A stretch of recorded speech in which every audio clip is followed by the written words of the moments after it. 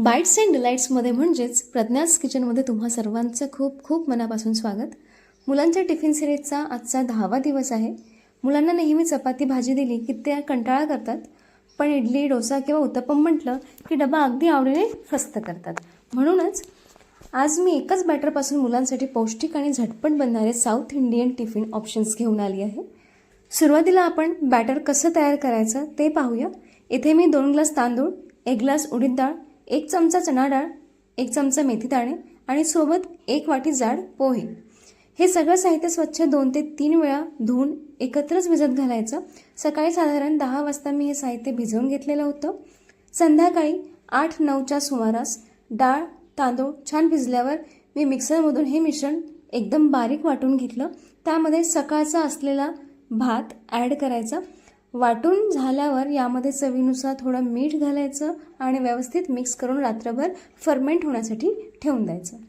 सकाळी तुम्ही पाहू शकता बॅटर किती मस्त आणि हलकं फुलून आलेलं आहे. हे मिश्रण एकदा हलक्या हाताने एकजीव करून घ्यायचं. मी नेहमी काय करते, यातलं अर्ध बॅटर लगेच एका डब्यात काढून फ्रीजमध्ये ठेवून देते, जे मला दुसऱ्या दिवशी वापरता येतं, आणि उरलेलं अर्ध बॅटर आजच्या नाश्त्यासाठी आणि डब्यासाठी वापरते. यामुळे 2 दिवसांच्या टिफिनचं टेन्शन एकदम मिटून जाते. आता आपण बनवूया मुलांसाठी भरपूर भाज्यांनी भरलेला टेस्टी उत्तप्पम. यासाठी मी कांदा, टोमॅटो, शिमला मिरची, थोडी हिरवी मिरची आणि पत्ताकोबी उभी बारीक चिरून घेतली आहे. व्हिडिओमध्ये दाखवल्याप्रमाणे तुम्हाला इथे काप करून घ्यायचे आहे. गॅसवर डोसा तवा छान तापवून घेतला. तवा गरम झाल्यावर त्यावर पाण्याचा शिडकावा मारून कॉटनच्या कापडाने पुसून घेतला. गॅसची फ्लेम ऑन करायची, तवा गरम करून घ्यायचा. तवा चांगला गरम झाला की बंद करायचा. बंद करून त्यावर पाण्याचा शिडकावा करायचा आणि सगळं पाणी तर तवा ॲब्सॉर्ब करून घेतं. कोरडा होतो तवा, नाही झाला तरी कॉटनच्या कापडाने पुसून घ्यायचा, जेणेकरून तव्याचं तापमान संतुलित होईल. आता तव्यावर लहान आकाराचं उत्तप्पम बॅटर पसरवून घेतलं. त्यावर आपण चिरून घेतलेल्या भाज्या कांदा, टोमॅटो, शिमला मिरची आणि कोबी छान पसरवून टाकली. वरून थोडं मीठ, लाल तिखट, जिरं पावडर आणि मुलांच्या आवडीनुसार ऑरिगॅनो किंवा चिली फ्लेक्स स्प्रिंकल केलं. इथे आता गॅस ऑन करायची आहे. त्यानंतर जसं जसं ते बॅटर वर येतं, शिजायला लागतं, हळूहळू त्यावर तुम्हाला सराट्याच्या साहाय्याने डॅब डॅब करत भाज्या बॅटरमध्ये दाबल्या गेल्या पाहिजे, जेणेकरून ते पलटताना सुटता कामा नये. कडेने थोडं तेल सोडायचं. दोन्ही बाजूने छान सोनेरी रंग येईपर्यंत उत्तप्पम भाजून घ्यायचं. इथे आपले 2 गरमागरम उत्तप्पम तयार झालेले आहेत. याच तव्यावर आपण बनवणार आहोत मस्त क्रिस्पी डोसा. पुन्हा तव्यावर पाण्याचा शिडकावा मारून पुसून घेतला आहे. गॅस बंद आहे आणि डोश्याचं बॅटर मध्यभागी टाकलेलं आहे. छान गोल फिरवत पातळ पसरवून घ्यायचं. कडेने थोडं तेल सोडायचं आणि गॅस ऑन करायचा.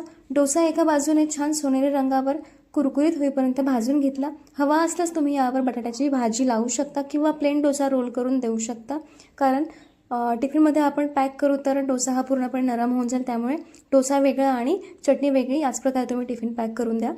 इथे आपले 2 कुरकुरीत डोसेही बनवून तयार आहे. आता डबा कसा भरायचा ते पाहूया. पहिला पर्याय म्हणजे 2 व्हेज उत्तप्पम आणि सोबत बटाट्याची चटणी. दुसरा पर्याय उत्तप्पम, डोसा आणि सोबत मस्त ओल्या खोबऱ्याची चटणी. तिसरा पर्याय दुसऱ्या दिवशी फ्रीजमधला बॅटरपासून मऊ लुसलुशीत इडल्या बनवून इडली, सांबार आणि चटणीचा डबा तुम्ही देऊ शकता. मुलांना टिफिनमध्ये साऊथ इंडियन प्रकार दिले तर खूप आवडतात. माझा मुलगा 2nd स्टँडर्डला आहे, विहान, तर त्याला साऊथ इंडियन डिशेस म्हटलं की फार आवडीने तो खातो. 2 ते 3 दिवस त्याला मला बनवून द्यावंच लागतं. टिफिनमध्ये 1 दिवस डोसा, 1 दिवस उत्तप्पम, 1 दिवस इडली, हे त्याचं 3 दिवसाचं शेड्यूल फिक्स असते. जेव्हा मी इथे साऊथ इंडियनचं काही डिश बनवते त्यानुसार इथे मी तुमच्यासाठी म्हणून शेअर केलेलं आहे. ह्या 3 रेसिपीज तुम्ही मुलांना टिफिनमध्ये देऊ शकता.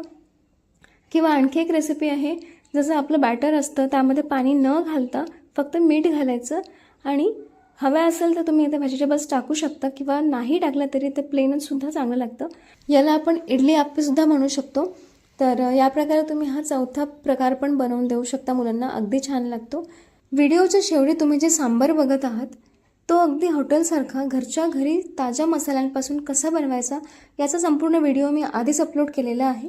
त्याची लिंक मी खाली रिलेटेड व्हिडिओमध्ये दिलेली आहे, तिथे क्लिक करून नक्की पहा. माझी टिफिन रेसिपी तुम्हाला कशी वाटली ते कमेंट करून नक्की सांगा. व्हिडिओ आवडला असेल तर लाईक करा, शेअर करा आणि चॅनलला सबस्क्राईब करा. पुन्हा भेटूया अशाच एका नवीन रेसिपीसोबत. तोपर्यंत नवनवीन रेसिपीज बघत चला, बनवत चला आणि खात राहा. भेटूया पुढच्या रेसिपीमध्ये.